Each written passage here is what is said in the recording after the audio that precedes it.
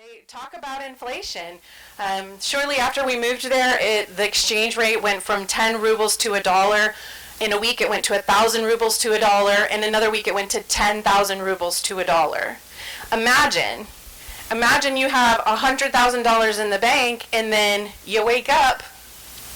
Now you have $1,000 in the bank. People were burning their money to stay warm because it had more value as fuel than it did as actual money.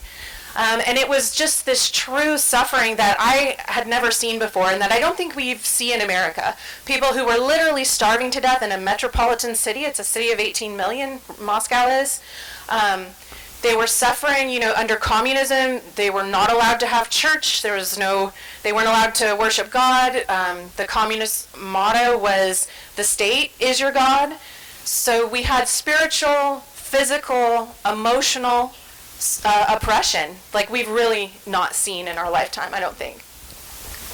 And here we are from this little town on the edge of an Indian reservation, my parents from Chattanooga, Tennessee, and we're walking down the street faced with these people laying around us suffering.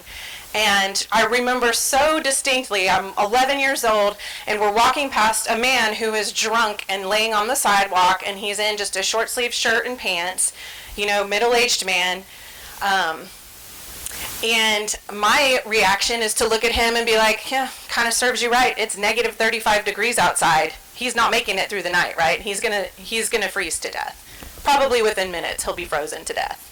And we did see that quite frequently. Homeless people just frozen to the sidewalk. And I'm like, yeah, well, he's drunk. I guess he shouldn't have been drunk. There's actions have consequences. That's a sin when you let sin in your life. And I remember looking over at my dad and thinking he was going to give me that confirmatory, yeah, well, sin has consequences. And instead he's taking off his jacket. And he's wrapping it around this dirty, stinking drunk man. And I looked at him and I said, Dad, he's drunk. What are you doing? And he just looked at me so broken and he said, I've studied the Bible my whole life. And I look at this man and I know that the wages of sin is death. And I look at him and all I see is Jesus telling me, you have 3 coats at home. If your neighbor has no coats and you have 3, give him a coat. And he said, and I just looked at him and I truly thought, what would Jesus do? Would Jesus walk by with his nose turned up and say, serves you right? And I'm like, that's kind of how I was raised, in this kind of shunning society. And instead, he said, I don't know. And he just said, I don't know. No parents aren't supposed to say that. I don't know what to do. All I know is that when I look at this person, I see the face of Jesus. And what you do to the least of things, you do to me. And so that is how, from that moment on, we lived our lives a 180.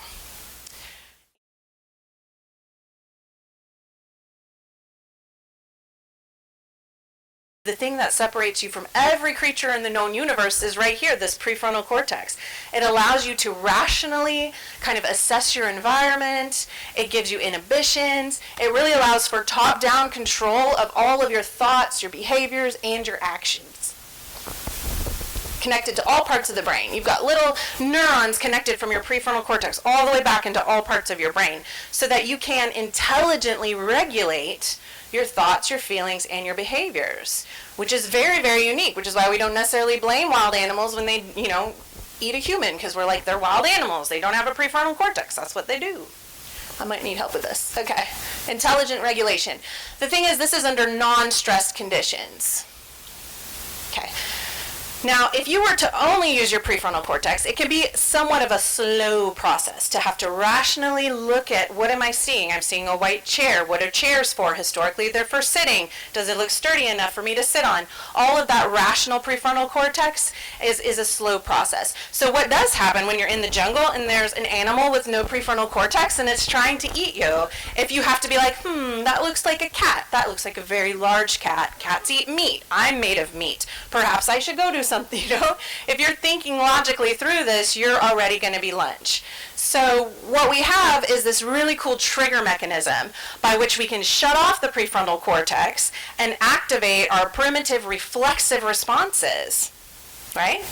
This is a protective measure, right? So your limbic system opens up these stress pathways, and then these stress hormones dump through those stress pathways, severing the connections between your prefrontal cortex and the rest of the brain. And it happens in an instant. So this is where you have like the moms, that split second are catching the kids, or the dad that's at the baseball game and a bat's flying towards him and his kid and he catches the bat, like in a split second. This is really something that we don't consciously think about. It's just something our brain can do naturally, and it's very, very cool. So this lets us have that quick reflexive response. So stress is not necessarily a bad thing. It's actually a good thing. It's designed, like we were created with this mechanism to keep us safe. So let's say that you're driving down the road and you're on time, you're headed to church and you're thinking, I am on time, I woke up early today, my hair did, everything is great, I'm actually going to be early, I'm going to get to choose where I sit, and not have to walk in the back, and this, everything is great, when all of a sudden a wild deer jumps out in front of you. Well, your cool, calm, and collected brain, right, switches to that stress response. It alerts the amygdala, which is a fear response, that gives you the ability to kind of reflexively do what you know to do because you've been driving a car for a very long time.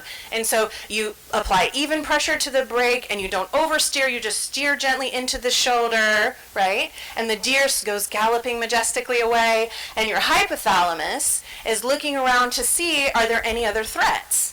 Is there a bear chasing the deer, right? No, there's no other threats. Everything is safe. And so it signals to your hippocampus to shut off the stress hormones. And when it shuts off the stress hormones, it actually builds new neural connections between your prefrontal cortex and the rest of your brain. You actually gain some brain tissue by being able to successfully respond to that stressor. It's very cool. So the hippocampus sends these relief hormones. These are those endorphins, right? That's why it's fun to ride a roller coaster, because you get a bit of a jolt of a stress response. You land safely. Yeah, so and then you go again because you're like, well, that felt really good to successfully navigate that stressor. Yeah, so this is a good thing. It's like a delicious spiral, and you get more brain tissue, and you're like, wow, I am such an excellent driver. Good thing I wasn't speeding. Good thing I wasn't looking at my phone. I wouldn't have seen the deer. You know what? I'm always going to leave early for things from now on. And you develop a pattern of behavior. So this obviously does not always happen, right? Because we've all driven and we all know that this rarely ever happens in driving. Well, let's say that you're running late for church and you're like, pastor's going to call me out. He's going to make me come right down the aisle and he's going to call me out for being late. And you're feeling stressed and the cat threw up in one of your good shoes, and so now you're wearing the shoes that are uncomfortable, and you get in the car and you're yelling at the kids and you're like, we gotta go, we're going to get the bad seat. And so you put the car in gear and you start to back out of the driveway. Well, your brain is already in stress response, so your logic is already shut down because you're already in stress response.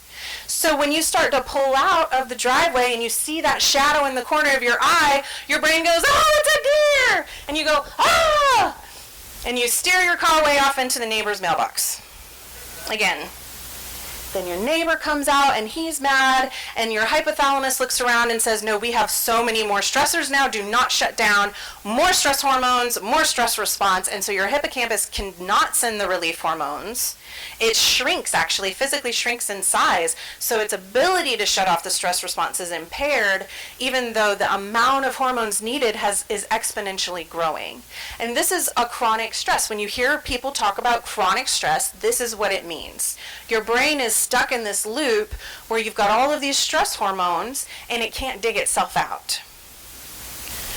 So, why is this relevant? Well, we're starting to understand that a lot of our mental illnesses, our depression and our anxiety, schizophrenia, substance use disorders, are brains that are getting stuck in this chronic stress loop, either because of toxic stress when they were in utero, because of genetic predispositions. There's lots of factors that help contribute to the brain getting stuck in this loop, but it can pretty much happen at any age. So our regulated brain, this is what, if you're like, that was all way above me, this is not what I signed up for, please just remember our regulated brain is our decision makings, our inhibitions, our attention, our blue brain, right? This prefrontal cortex. Versus our reflexive brain, which is emotions, habits, and reflexes. I want what I want because I want it. Incidentally, If you've ever argued with someone under the age of 3, you have argued with a human being that doesn't have a prefrontal cortex yet. And you know what that's like. But I want it. Okay, well, you can't go live with the cows in the stable. But I want to, you know? So it's cool because we can actually see this now on our brain scans. So that top brain is a chronically depressed brain. The middle brain is an abused brain, actually, from a Soviet orphanage. And then the last brain is an addicted brain. And you can see it on this right side. All of that orange and yellow is active brain tissue because you use most of your brain most of the time. And on the other side, all of those dark black spots is actually missing brain tissue. Because when I say that, stress hormones cut the connections, they literally cut and sever. Those hormones denigrate the connections in your like anterior singular cortices, the connections that's actual brain tissue that starts to denigrate and get flushed out. We were talking about leading causes of death, and of course COVID is a little bit controversial. We're still trying to figure out what that looks like statistically, but what really hasn't changed that much, those green boxes are suicide. When we look at our top 10 leading causes of death, for ages 10 to 14, suicide's the second leading cause, same for 25 to 34. Third leading cause for 15 to 24, fifth leading cause for 35 to 44, seventh leading cause for 45 to 54. So, and then for all the other ages, it's the 10th leading cause of death. So suicide is the top, right? It's one of our top leading causes of death. Depression is the leading cause of disability for people under 45 worldwide. And if you look at our top 2 and 3 reasons for dying for people ages 10 to 35 is suicide. Those blue boxes are unintentional injury, which overwhelmingly are overdoses. Our age groups, right, from 10 to 44. We call these deaths of despair because somebody their brain is so shut down that they don't seem to have any other options. And a brain that is under that much pain is going to choose to end its suffering. And so we do talk about suicide a lot, but suicide to me is really the last symptom of terminal chronic stress that the brain just can't overcome. So, there is good news. The brain does have plasticity. So we do talk now about neuroplasticity. We used to think if you have a stroke and you're missing brain tissue, that's it. That's it for you. Now we know, no, the brain can rewire, it can reallocate parts of it to do other functions. We do have neuroplasticity. We do have the ability to generate a little bit of new brain matter. But I do say pick your rut, right? So my Papa Don used to always say, pick your rut. He was from La Follette, Tennessee, so he talked like this. And he would say, pick your rut, because you might be stuck in it for a while. Someone might come along to help, but you might get stuck in it. So this is kind of with chronic stress, us choosing, right? We have to choose to get out of that rut, but it might take a while. Behavior does change the brain. We also know that if we change our behavior, that it actually has the same chemical effect on the brain as if we take medicine to change our brain. Sometimes you can take medicine and change your behavior and get this like double positive effect. But behavior changes do work. That's why, therapy does work. We can measure the neurotransmitters in your blood and we can see that talk therapy, that trauma-focused therapy, these things do help change your brain in the same way that medication does. The amount of effort it takes to change your brain increases as your age increases, right? You have to work harder to change your brain as you get older. It's harder to learn a language when you're 40 than it was when you're 10. Okay? So there is good news. And that's kind of what brings me to what we're going to talk briefly about. So I would like to consider myself a little bit of an amateur scientist. We have a microscope at home. We love to put things under the microscope. My day job is I work at a hospital. I love watching the procedures. I'm fascinated by the human body. We are truly wonderfully made. And I think that there is this idea that it has to be science or religion. And as I've just looked at the world around me, I've really started to understand how, no, science is the observation of the world around us. Religion, is describing God as he created the world around us. So science is really confirmed by religion, and we can see this in some cool ways in the Bible. So you knit me together in my mother's womb. How could they possibly know? We know that's what happens, right? We know that an egg gets together with the sperm and they knit together and they fuse together and the baby grows. How could they possibly know that back in the day? Another one is, so in Genesis, talking about the pains of childbirth, right? It talks about how, but it's okay because as soon as the baby is born, the woman will not remember the pains of childbirth. Hello, this is chronic stress response. So the hippocampus is in charge of memory. When you're under an extreme amount of stress, your ability to form memories is impaired. It's not an ethereal thing. The Bible was describing what happens in your brain when you have childbirth as an intense stressor. Your brain doesn't even form memories during the stressor. As soon as the stressor is done, then you get those relief hormones, then you build new brain tissue, and what you remember most of the time is holding your baby. That's one of the first memories that you have. The Bible describes things that we can confirm now with science. And so in thinking about this way, I started thinking about Philippians 4:6, because this is a Bible verse that I always took as like a command, right? Do not be anxious. But it isn't, right? It's again Paul, who is in prison, describing to people a treatment plan of how to protect themselves. That is so cool, y'all. He is speaking literally about how to physically and spiritually and mentally protect yourself. So when do we need to take action to protect ourselves? Well, it's basically when you're feeling stress, right? You physically feel the tension of stress. Your heart rate may be elevated, your breath rate. You may have changes in sleeping and eating. You may have emotionally feeling sad, distressed, angry, frustrated, crying all the time for no reason. These are all times that we need to start to activate some behavioral changes. If you've not ever read C.S. Lewis's Problem of Pain, I'm not going to go into it, but I really suggest it. One of the things that, he describes, though, is that pain is actually a gift. It's not a mistake. That if God were to take away all of our pain from us, then we would never, ever be able to experience the joy and the relief. Pain is a tool that refines us. And so it's a gift. It doesn't seem like it at the time, but pain is a gift. And so I do encourage you to do The Problem of Pain. It's a great book. Okay, so Philippians 4:6, be anxious for nothing, but in everything by prayer and supplication. Prayer and supplication. As I was going through a certification course for mindfulness-based stress reduction, I was just shocked at how pretty much every technique that they're teaching secularly for mindfulness-based stress reduction follows this passage. So we start with focused mindfulness. This is intention. I am intentionally praying. I am repeating that prayer. I'm praying about one thing, one issue. I'm describing it, and I'm praying repeated. Supplication means repeated. I've met people who say, I don't need to tell God about my problems because he knows everything. He already knows. No, you do. The saying out loud of that issue helps move your brain from that stress response into that logic response where you can process that issue from a rational standpoint. Secularly, focused mindfulness is just that. I am talking about something that causes me distress over and over and over. I'm bringing my attention to how I feel. I'm bringing attention to how my body feels, and I'm saying it over and over. You can start with 3 minutes, you go up to 30 minutes, but that's essentially what this is. It's a repeated request.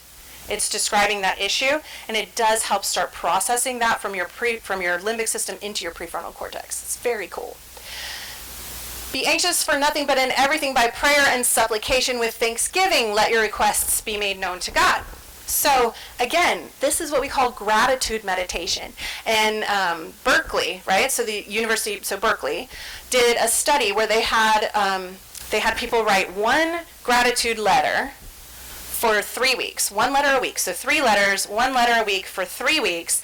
They measured their serum cortisol, which is their stress response, and they processed with them, and what they found is that their blood pressure and cortisol levels, and then did some prefrontal cortex, some logic tests with them, that with just 3 letters over the course of 3 weeks, they saw a decrease in cortisol, they saw a decrease in blood pressure, and they saw an increase in their logic functioning. by writing gratitude letters and meditating on their gratitude. So gratitude meditation is just that. Starting with, you could write a letter. We recommend doing this like at least once a week. Write a letter that you talk about the things you're grateful for. Surrounding maybe some of your focused prayers on an issue, surrounding that with gratitude, like ending that with 3 minutes of gratitude. And then finally, brother, whatever is true, whatever is honorable, whatever is right, whatever is pure, whatever is lovely, whatever is of good repute, if there's anything of excellence and if anything worthy of praise, dwell on these things. So now we call this positivity meditation. It's a thing. There's lots of research around this. Positivity meditation is not like gratitude meditation. Positivity meditation is intentionally finding something good in the world and spending time paying attention to that. For me, it's like dog videos on YouTube. There's nothing in the world more positive than like a little puppy that's bouncing around and happy, right? To me, that's the best thing. Finding places in your community where good is being done. In your own church where good is being done. Where is there a ministry where good is being done? And we tend to doom scroll nowadays, to use a millennial term, where we just consume negative news after negative news after negative news. This positivity meditation, spending 3 to 30 minutes every day, intentionally bringing your attention to something that's good in the world, shows a 22% decrease in coronary disease over a 10-year study. And this was a British study that they did with their NHS. So they had 100,000 people that they measured with this. 10 years, a 22% decrease in coronary disease is amazing. That is an amazing statistic for coronary disease. But here Paul has already told it. Whatever is true, whatever is honorable, whatever is right, whatever is pure, anything that's good in the world, dwell on that. Dwelling on things that are good like that increases your relief hormones, even in the absence of you doing something yourself. It's what we call like mirror neurons or vicarious. You can experience vicarious feelings. So you can increase those positive protective hormones and decrease your stress hormones just by paying attention to those good things. And the peace of God, which surpasses all comprehension, will guard your hearts and your minds. How mind-blowing is it that quite literally, these practices have shown to decrease heart disease, decrease blood pressure, right? Decrease your stress response and your cortisol, increase your prefrontal cortex functioning. What he is saying to do will quite literally protect your hearts and your minds. And the peace of God that surpasses all understanding. There's been times in my life where I've prayed for that, and it's not come, and times when it has come. That peace, that ability to be content, right? That comes from God.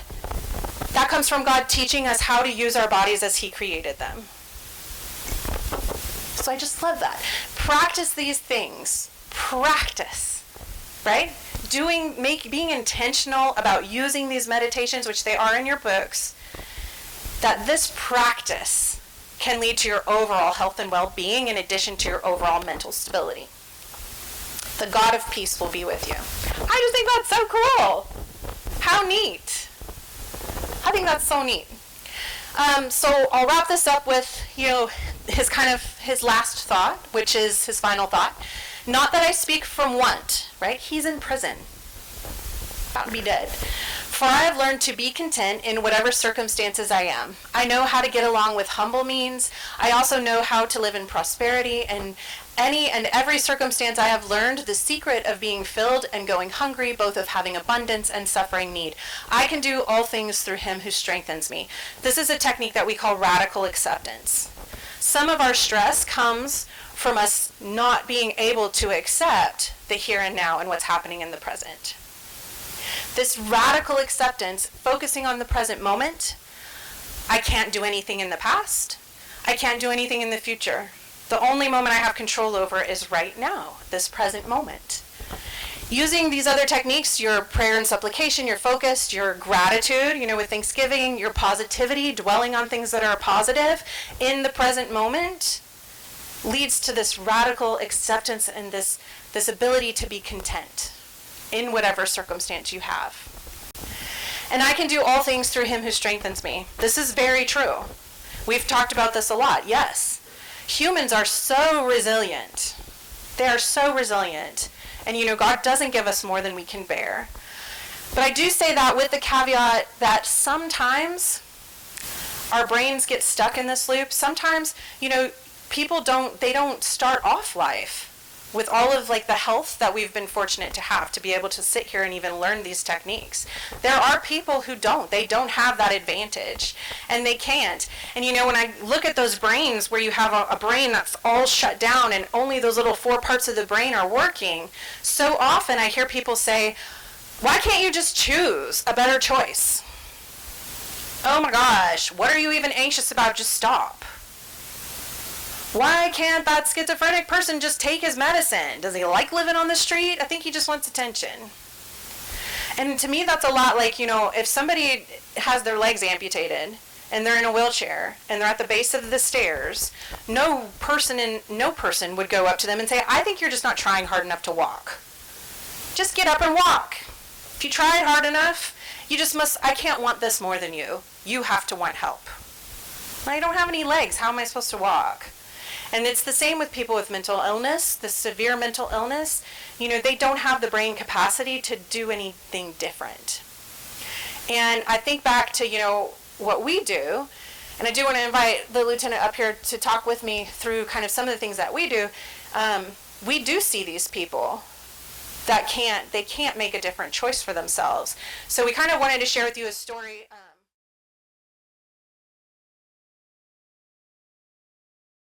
But now what do we do with the brother that has schizophrenia, who his caretaker is being taken off to the hospital? What do we do with him? There's no simple answer to that. That's not a simple situation. Because, he doesn't want to hurt anybody. He doesn't want to go to the hospital. He wants to be home, as you would. What do we do with him? And that's where we get the phone call. Chattanooga Fire Department calls. Hey, you guys are the experts in this. Maybe you could come help us. Fair enough, on the way. So he's not suicidal, right? He's not making threats against himself. He's not making threats against anyone else. He is also not able to make his own food. He's not able to pay bills. He's not taking his medication in at least 4 or 5 days. He is hearing voices. We were able to assess that he was hearing voices. So we called mobile crisis. And I have to say, in our region of the state, I don't know what yours is like, but in our region of the state, we have been disappointed with what the response we've gotten from them. And in this scenario, they said, he's not suicidal, he's not threatening anyone else, he's fine. Just leave him. Pastor Chris is the one that's saying, we know these people. They barely were making it with John. We can't just leave him. And we all know that John is not coming home. He's going to need long-term care. We all know this. So what do you do?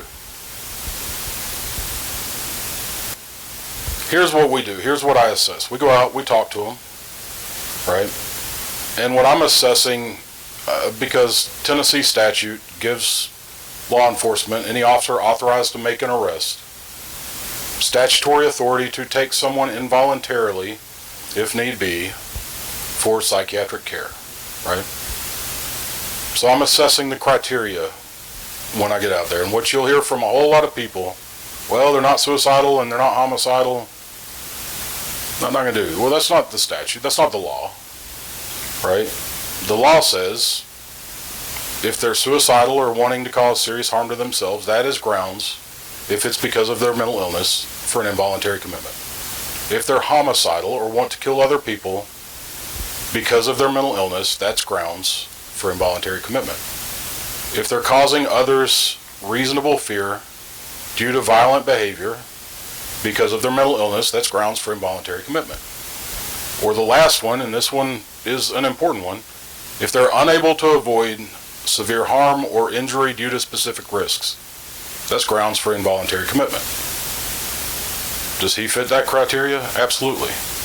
Right? He may not right this instant be at risk, but he's obviously experiencing delusional thinking, right? We already know he has a diagnosis of severe mental illness. So I was able to write up the certificate of need. The way we do it in Hamilton County, this is something actually Eve and I brought to our county, rather than having to use squad cars to transport someone with mental illness. We have a private ambulance service that we've contracted that agreed to do this. They come, they pick him up. Eve has lots of contacts with the hospitals. I couldn't get people help without Eve. She knows who does what, where they are, how to access them. And if we just sent him to the hospital without following up, without saying, hey, we're going to help you find placement for this guy, he would have been spit out of the hospital, and Uber would have taken him home in a matter of a couple of hours, I promise. So we went with him, and I think that's another piece of this. Pastor Chris, Eliott, and myself, we went with this guy to the hospital. His brother went to our local level 1 trauma center, and he went to another level 3 hospital. That's a different hospital. But we went, and we were just talking about when we walk in, the nurse there was like, oh, thank God you guys are here, because we know that something will actually get done. The doctors won't just spit the people out, because you're going to stay here and advocate for them. And Pastor Chris, he stayed with us too. And he talked to them, and he calmed him down. We were able to get him a placement for psych stabilization. He hadn't taken his meds in 4 days. So we did get him in Nashville, an inpatient psych hospital in Nashville is where we sent him. While he's in Nashville, Pastor Chris is saying, I want to still be involved. And he's calling Nashville, and he's calling locally to both. And so between Pastor Chris, myself, and the case managers in Nashville and the case manager at the hospital in Chattanooga, I was like, listen, we do have a facility that has skilled nursing and assisted living on the same site. We could get John into skilled nursing, and, Steve qualifies for assisted living because of his schizophrenia and his age. We could get them at least at the same site together. And so that's what happened. They both were able to go to the same facility where they can still see each other. Pastor Chris still goes and visits with them and talks with them. And so they weren't just abandoned. And for two people who only have each other, these people with mental illness, they can't advocate for themselves. If he were just, I've seen them send people from Chattanooga to Nashville for stabilization, from Nashville to group homes in Memphis, because there's more group homes out here. He probably would have ended up in Memphis, and his brother would have been in Chattanooga, and they would have never seen each other again. So, and I think about this as like, this was Pastor Chris, who noticed that something was wrong because he was loving these people, and when they didn't show up, he didn't give up. When the professionals told them there's nothing we can do, he didn't give up. And he kept advocating for them, and he keeps in contact with them still. And we talk about CIT as being a community program, and it does take a community to wrap around these people. It really does. Because so many times they are people that no one wants to even look at or deal with, because their issues are complicated and there's such little resources for them.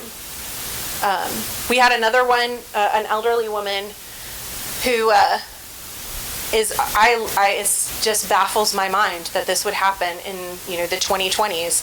We had this woman, she was 73, she was living in an extended stay, she did have a history of mental illness, but otherwise was self-sufficient, a sister that lived far away.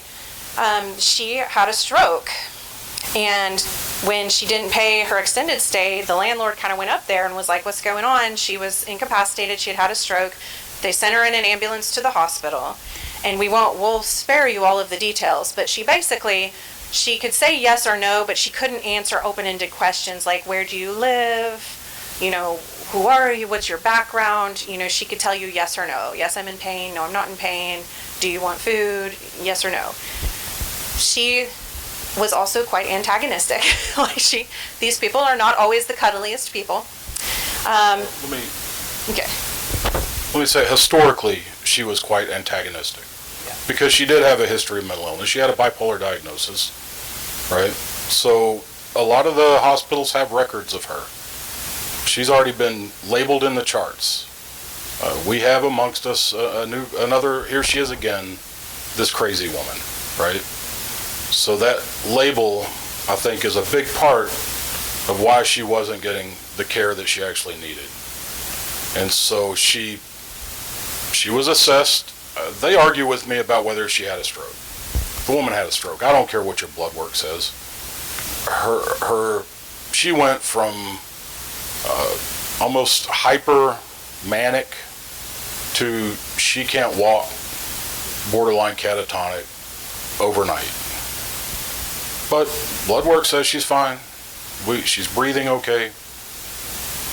She's discharged. Well, she's discharged because, she's a homeless person because, she came from a hotel, so she must be homeless. So they call an Uber that takes her to what we call the community kitchen, right? We have no actual 24-hour shelters in Chattanooga. And the Uber helps her out to the sidewalk and leaves her. And she's telling the homeless people in that area that she feels like she's dying. But can't describe why. Right? Because she can't talk, really. She can just say, I'm dying. So they can see that she's sick, so they call an ambulance. And the ambulance takes her back to the hospital. And the hospital says, don't you come back here. We've already cleared you. And they discharge her with another Uber. And somebody calls an ambulance, and she comes back. And I'm a little ashamed to say, and they ought to be ashamed, so they had the security officer that was working on site as an extra job arrest her for trespassing. At the hospital. For coming back to the hospital after she was told not to. Right? True story. Believe me, I researched this one.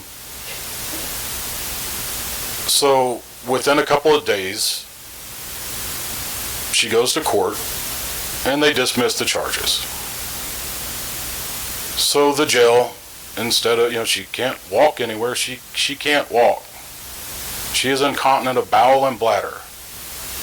Right? So they send her to the hospital. True story. Who discharges her to the sidewalk. At the homeless shelter. That's what's in the chart, the shelter. There's no such thing. Not in Chattanooga. Right? So I get the call when somebody, guess what, calls an ambulance, and she ends up at a different hospital. And the caseworker is like, look, the doctors are talking about discharging her. This is part of having relationships with people in your community, right? It's not because I'm in the phone book as this is the person to call for this. It's about having these relationships. I know you've worked with us before, you've helped us out before. Do you have anything you can do with this woman, right? We don't feel like she's safe being on the street, but she's not appropriate to be admitted to the hospital either. We don't know what to do with her. Hey, don't discharge her. This is a Sunday afternoon. Don't discharge her. I'll work on it. Let me find somewhere she can go. Tell me a little bit about her. Make phone calls. Want to guess who I called? Right? Who do we know that might take this lady? Here's what's going on with her. We're making phone calls. An hour or so later, hey, look, I feel terrible. The doctors discharged her. We're sending her to the rescue mission. Hey, I've already told you the rescue mission has her on a trespass list because I've already researched her. She can't go there. Well, that's the only thing we know to try. Okay. So I start to go out there, and he calls. What are you going to do? Take her to the hospital? Where are you going to take her? Valid point. It's late at night. So, where are you going to take her? Right. So the next morning, I've got federal court. So I'm dressed fairly similar. It's not the same outfit. Dressed about like this. And as soon as my case is done, I start going to find her. Go to the rescue mission. Hey, have you seen this lady? Here's her name. Here's what she looks like. Let me look. No, she's on her trespass list. She wouldn't have been able to come back here. And that's kind of what I figured. She's in the wind. So riding around, look for her. Talk to the security guard at our little kitchen. Hey, that might be the lady that they've been taking food to. This guy over here has been coming getting plates for her. He can probably tell you. Walks me over to her. She is, again, this is a shame. She's from here to this table, from the front door of our homeless health clinic. Right? We do have a nice homeless health clinic. She's on the sidewalk, this far away. Go inside, ask the security guard about her. Yeah, she's been here since Wednesday. Laying right there. She can't get up. In her own waste. Because she can't get up. Right? The homeless community was bringing her water and food because just to try and sustain her. And you know, like 6 days on the sidewalk where we live, there's been rain. It's rained, you know. This is August. She's covered in bugs. She's wearing paper scrubs because that's what the hospital put her in when she was discharged. And a pillow, and she has a pillow. And a hospital pillow. Right. So she's been there since Wednesday, which is the day that she was released from jail, went to the hospital. Got put on site. She's been in that spot, other than the few hours that she went that they called me, and then sent her back to the same spot. She's been in that same place. 73 years old. All right, so I could get you more outraged if I told you more of this story and the response. I asked the clinical staff, have you been helping her? Have you been working with her? Nobody knew she was there. They come in through the back, apparently. They park around back. Nobody even knew she was there. The director's response, while I'm talking to her, first thing I asked her, are you hungry? Yeah, she's hungry. Like Eve said, I can't, there's a Burger King a few blocks down the road. Would you like me to get you something from Burger King? Yes. What would you like? She can't work through a menu in her head. Would you like this? Yes, that sounds good. Do you like this on it? Yes, that would be good. Okay. Let's run and get her something to eat. We'll get that part sorted out, right? Because I want to get her to trust me a little bit. I can imagine why she might have a hard time with trust at this point, right? So while I'm out there with her, the security staff come out with a wheelchair. Oh, good. And they help her into the wheelchair, and I'm like, are we taking her in? No, the director saw that you were out here and said that we have to move her because nobody's allowed to be like on the sidewalk in front of the building. So we have to move her past the edge of the fence. Yes, in the shade. Now we've got to move her into the sun. And y'all, this is a main street downtown. This is Central Avenue and 11th Street. People drive by, people walk by. You know, it's just, I was telling him, it's literally the Good Samaritan happening again, where we have someone laying on the ground and we all are so absorbed in what we're doing that nobody literally sees this woman in paper scrubs, 73-year-old woman. And, you know, when the hospital called us the first time, the second hospital, they were like, yeah, she's indigent, she doesn't have any health insurance, she doesn't have any disability checks, like she's just an indigent homeless person with no resources. Well, he's able to use his relationships with the judges to get, what is it called? Okay, so she finds a place that will take her, but they have to have her financials. That's part of it. Because we've got to know, in order to receive payment, what's in the bank. Right? Because we can't just instantly go to grant dollars paying whatever. So she finally, I'm able to work out where does she bank. Got a subpoena, because I've got to have a subpoena to get her bank records. Was able to work that. This is the part maybe that made me most angry. She is not a homeless person. She had $140,000 in her checking account. She's not a homeless person. She's just somebody that they assumed was homeless because she came from an extended stay, because that's where she happened to be at the moment, and she couldn't communicate otherwise. That could happen to any of us. But by the grace of God, there go I. And that's how I live my life. That's what I keep in mind. These people that are talking to you today, Christy is one that we had a call come out about, it came from our sheriff. Hey, this is a friend of mine I went to school with, known him for a long time. He's taking care of his wife. His wife has Alzheimer's, pretty advanced stage. He is doing his best to take care of her. He's made some statements, he's saying some things, we know how this is going. He's not the most stable guy himself. Successful man. his children, from what he said, are certain we're about to have a murder-suicide. He is absolutely not going to let her go to a home. He will not let anybody in there to help. She's going to stay in the house, and that's all there is to it, and that's where they're living out their days, and they will go together, right? Christy doesn't have to. This is volunteer outside of what, she's not getting paid for this. Hey, can you come with? Comes out there, talks to him. Initially, he doesn't even want anybody in his house. Gorgeous house. Very affluent neighborhood. Really nice house. But he doesn't trust people because somebody's going to try to take his wife away. And I think we can agree he was doing an excellent job taking care of her. Hair's brushed, teeth brushed, she's clean. She's, doesn't really, I'd say she still kind of knows who he is. Agreed, mostly. Yeah. That's about as much as she's still in touch with reality. Christy kept that relationship going, kept meeting with him. I kept meeting with him. We kept talking to him. And she was able to bring in resources so that she could stay at home. But he was driving himself absolutely crazy trying to take care of her so that they could actually stay in the home, have dignity, live their days, and not have a murder-suicide. That just is compassion. There was no true expertise involved in that. I don't have to have an advanced degree. It's just about being compassionate, and any of you are capable of that. And that's why we're here, because that church group, that church family, because these were people, it was a church friend. If you care and you're willing to push, you can help one another for sure and make a difference. So I think that that's really the message today, right?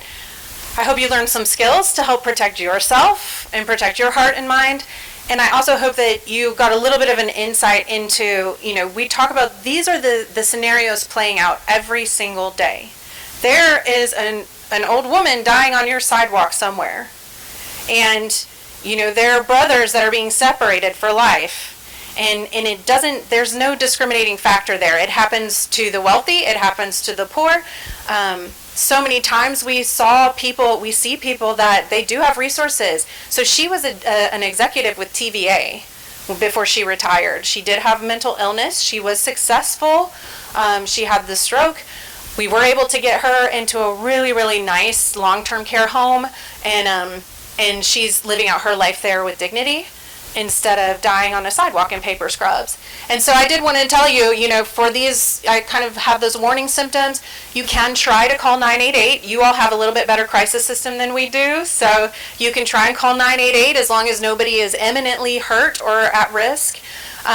If that doesn't work, you all do have a CIT program here. Memphis is actually the birthplace of CIT.